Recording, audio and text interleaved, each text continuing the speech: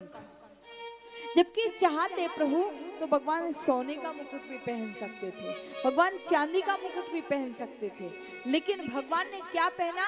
बोले मोर पंख। क्यों पहना? पक्ष लोगों से होती है। अब भगवान कृष्ण है एक राजा के पुत्र, लेकिन मित्र कौन है? बोले गांव की ग्वारिया। भगवान ने कहा अगर मैं मुकुट धारण करूंगा तो ही धारण करता हूं, इसलिए भगवान मोर के पंख को धारण करते हैं। फिर कहा बोले भगवान ने मोर के ही पंख को धारण क्यों किया, किसी और पंख को धारण क्यों नहीं किया?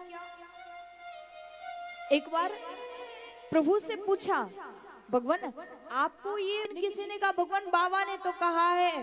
बोले श्री रामचरितमानस में तो आपने कहा समदर्शी, भगवान को बोले समदर्शी कहा है। भगवान ने कहा पर मैं समदर्शी हूं नहीं। बोले क्यों नहीं हो प्रभु आप समदर्शी, क्या आप सबको समान नहीं देखते हो? भगवान ने कहा नहीं। बोले क्यों? तब प्रभु ने कहा, बोले जहां मेरे भक्तों की बात आती है तो मुझे अपने भक्तों के लिए बोले उनका पक्ष भी लेना पड़ता है, इसलिए मैं तो पक्षधर हूं, मैं अपने भक्तों का पक्ष लेता हूं। बोले दूसरा कारण बताते हैं भगवान मोर के पंख को धारण क्यों करते हैं। कहते हैं एक बार की बात क्या हुआ, भगवान वेणु निनाद कर रहे थे और जब भगवान बांसुरी को बजा रहे थे तो बांसुरी को बजाते बजाते बजाते बजाते क्या देखा मेरे प्रभु ने?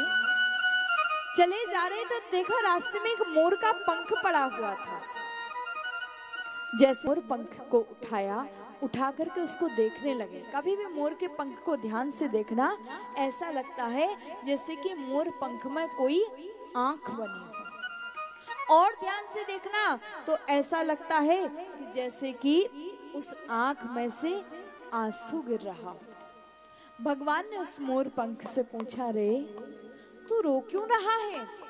तो भगवान ने कहा, प्रभु, भगवान ने उस मोर के पंख से कहा, भगवान क्या बताऊं, जिस मोर का मैंने जीवन भर साथ दिया, जिस मोर का मैंने जीवन भर साथ दिया, आज उसको जब नए पंख मिले तो मुझे छोड़ करके चला गया। आज जब उसको नए पंख मिल गए तो वो मुझे छोड़ करके चला गया, और प्रभु जब से मुझे छोड़ करके गया है तब से उसने मेरी तरफ मुड़ करके भी नहीं देखा।